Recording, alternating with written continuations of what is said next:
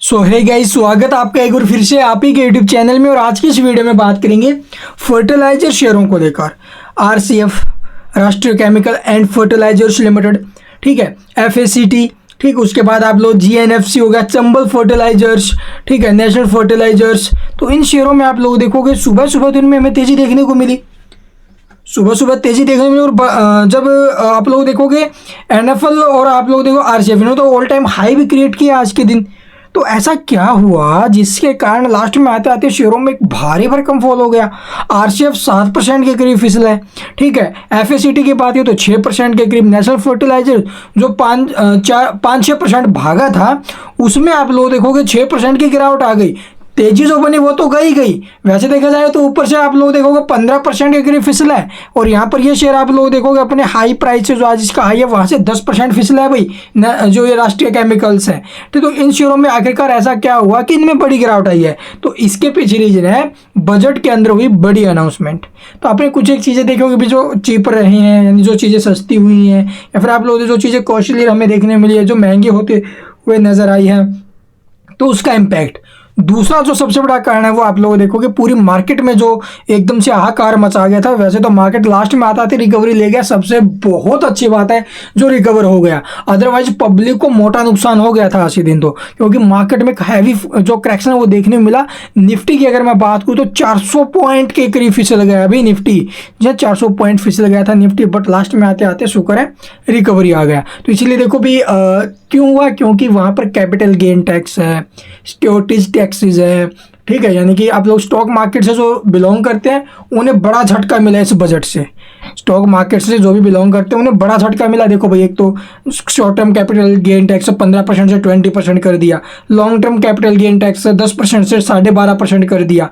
तो यहाँ पर दो बड़े झटके। उसके बाद आप लोग देखोगे क्या देखने को मिला, उसके बाद हमें देखने को मिला बायबैक के ऊपर, जो शेयर बायबैक होते हैं उसके ऊपर भी टैक्सेस लगेंगे और यहीं तक नहीं है, फ्यूचर एंड ऑप्शंस के ऊपर भी टैक्सेस बढ़ा दिए गए हैं। सिक्योरिटी टैक्सेस है, ट्रांजैक्शन टैक्सेस है, वहां पर भी इंक्रीजिंग हमें देखने को मिली है। इसलिए जो बड़े ट्रेडर है उनके लिए आगे चलकर थोड़ा सा झटके वाली अपडेट आई थी, और यही सबसे बड़ा कारण है कि मार्केट के अंदर दबाव आया लेकिन रिकवरी ले गया मार्केट। ये बहुत अच्छी बात है। आरसीएफ या फिर आप लोग जो फर्टिलाइजर स्टॉक से टूटे हैं, तो इनके पीछे का रीजन है कॉस्टलियर जो चीज़ें हमें देखने को मिली है वो अमोनिया नाइट्रेट। जो आप लोग देखोगे ऑलमोस्ट इस जो फर्टिलाइजर्स है उसको बनाने के लिए इसका उपयोग किया जाता है, और वही अगर महंगा मिलेगा तो भी कहाँ से इनके दाम जो है भी कम हो जाएंगे। हालांकि सुबह सुबह जब सबसे पहले अपडेट आई थी, अनाउंसमेंट हुई थी, जब भाषण देने लग गए थे, सबसे पहले एग्रीकल्चर के ऊपर उन्होंने स्टार्ट किया था। सीतारमण जी ने, जो फाइनेंस मिनिस्टर है, वहाँ पर उन्होंने जो है भी लगभग रूरल डेवलपमेंट्स और जो एग्रीकल्चर है उसके लिए लगभग 2.5 लाख करोड़ के आसपास जो भी अनाउंस किया जाए, 2.5 लाख करोड़ के आसपास अनाउंसमेंट हुआ है इन दोनों के लिए। और इसकी के अंदर आप लोग देखोगे भी बहुत ही सब्सिडी देना है, या फिर आप लोग देखोगे किसानों को राहत मिलना है। जैसे ये न्यूज़ें सामने आई तो ये स्टॉक्स में एक्शन देखने को मिला, तेजी बनी इन शेयरों में।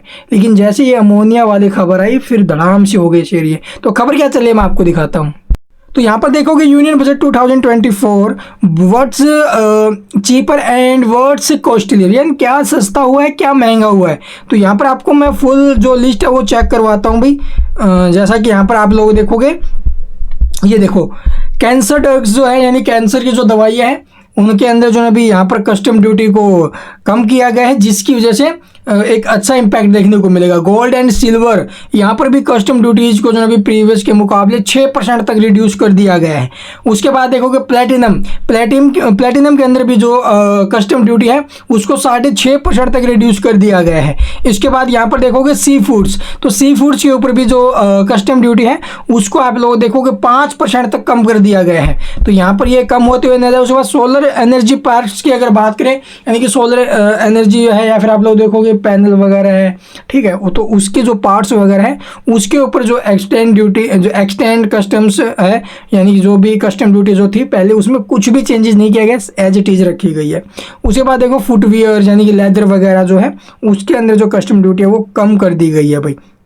ठीक है, देखोगे cut custom duty on manufacturing leather and footwears, तो इससे जो रिलैक्सो कंपनी हो गई, ठीक है, कैंपस एक्टिवेयर हो गया, मिर्जा इंटरनेशनल हो गया, तो ये बहुत सी स्टॉक्स एक्शन में हमें देखने को मिले। उसके बाद देखो क्रिटिकल मिनरल्स, तो 25 क्रिटिकल मिनरल्स है जहाँ पर एक्सटम ड्यूटी जो एग्जेम्प्टेड फ्रॉम कस्टम ड्यूटीज, तो कस्टम ड्यूटी यहाँ पर भी कम होते हुए नजर आई है।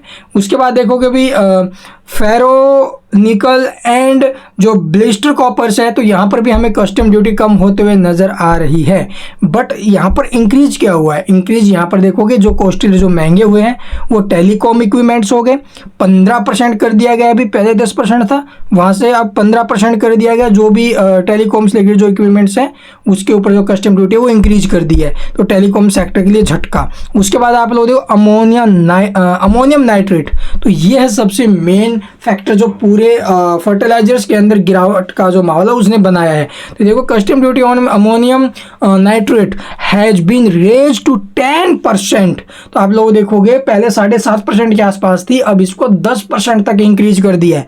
ठीक, उसके बाद आप लोग देखोगे भी नॉन बायोग्रेडेबल प्लांट्स हो गए, तो इसके अंदर भी जो कस्टम ड्यूटी है वो इंक्रीज हुई है, 10% कर दी गई है भाई। तो ये अपडेट्स हमें देखने को मिली है। तो अमोनियम जो नाइट्रेट है इसकी जो कस्टम ड्यूटी इंक्रीज हुई है, यही सबसे बड़ा कारण है हमें जो गिरावट का माहौल देखने को मिला है आज इन शेयरों में। तो चलिए एक बार इनके चार्ट देख लेते, क्या ये मौके हैं या फिर यहाँ से और गिरावट हो सकती है। तो यहाँ पर देखो जो राष्ट्रीय केमिकल्स है इसके लेवल्स की अगर मैं बात करूँ तो सपोर्ट अभी आप लोग देखो 212 के आसपास का है। हालांकि आज ये नीचे में काट दिया था, बट लास्ट में थोड़ा बहुत रिकवरी स्टॉक में हमें देखने को मिली नीचे से, लेकिन गिरावट में क्लोजिंग लिया है भाई। तो यहाँ से और गिरावट भी आ सकती है इन शेयरों में। देखो भाई जो बजट से उम्मीदें थी भी इस सेक्टर के लिए अच्छा कुछ अनाउंस होगा, तो वो बिल्कुल नहीं हुआ है। इससे पहले जब जीएसटी काउंसलिंग हुई थी वहाँ पर भी कुछ अच्छा अनाउंस नहीं हुआ। 5% जो जीएसटी वो कम करने को लेकर बातचीतें हो रही थी, लेकिन ऐसा बिल्कुल भी नहीं हुआ। और अब यहाँ पर जो झटका दे ही दिया, अभी अमोनियम नाइट्रेट के जो है 10% तक कस्टम ड्यूटी कर दी गई है। तो अब यहाँ से आप लोग देखोगे भी 212 रुपये का अगला सपोर्ट रहेगा। लॉन्ग टर्म वाले उनके लिए कोई दिक्कत नहीं है, बट शॉर्ट टर्म वाले हैं उनके लिए यहाँ पर और गिरावट की संभावना बन रही है भाई। और ये जो शेयर है अब यहाँ से नीचे में अगर मैं बात करूँ तो कहाँ तक आ सकता है, ये हमें जो शेयर है वो आप लोग देखोगे 190 200 उस रेंज में हमें आते हुए नजर आ सकता है भाई। तो यहाँ से थोड़ा बहुत और फॉल आ सकता है इस शेयर में, आगे रिजल्ट्स देखेंगे कैसे आएंगे। उसके बाद आप लोग भी एनएफएल ने भी हमें एक बड़ा झटका दिया है। और वैसे मैंने कल की वीडियो में बोला था रिस्क नहीं लेने वाले हैं, वो 152 का सपोर्ट रखेंगे, बट स्टॉक भाई नीचे में गया कहाँ, तो ये 170 के आसपास आज हमें जाते हुए नजर आ रहा था। बट जैसे ये बड़ी खबर है उसके बाद बड़ा झटका लगा और इस शेयर में बड़ी गिरावट हमें देखने को मिली है भाई। अगर हाई प्राइस से देखा जाए तो ये शेयर काफ़ी ज़्यादा फिसला है अभी आज के दिन। यहाँ पर आप लोग देखोगे लगभग 170 से अभी के टाइम जो शेयर है वो 13% की गिरावट में है। जो टोटल गिरावट इसके अंदर हुई थी वो लगभग 20% के करीब अपने हाई प्राइस से। ठीक है, तो ये बहुत बड़ा झटका स्टॉक ने दिया आज के दिन। लेकिन इसके अंदर जो अगला सपोर्ट रहेगा अभी नीचे में अभी 138 के आसपास का है, तो यहाँ से अभी गिरावट की और संभावना हो सकती है अभी। और बाकी जो कोई खबरें आएंगे वो आपके साथ साझा करेंगे, उसके लिए चैनल को सब्सक्राइब कर सकते हैं। Thank you for watching the video.